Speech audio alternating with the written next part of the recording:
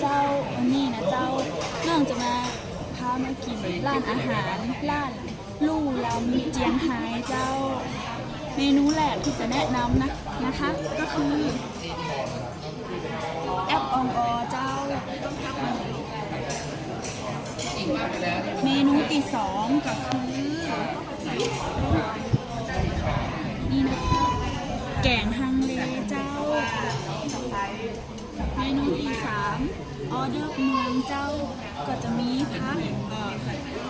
น้ำพริกหนุ่มแล้วก็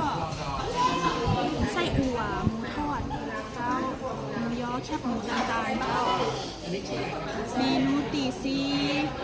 ก็คือลาบหมูเจ้าลาบหมูว้าวอร่อยมากเลยเมนูตีห้านั่นก็คืออันนี้ค่ะพระเอกเลยค่ะไฮไลท์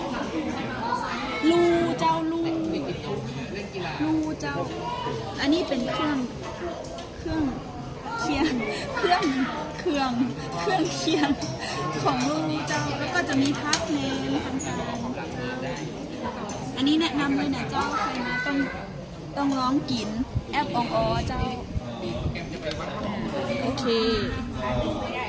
ขอตัวไปกินข้าวกันเนอะเจ้าบ๊ายบาย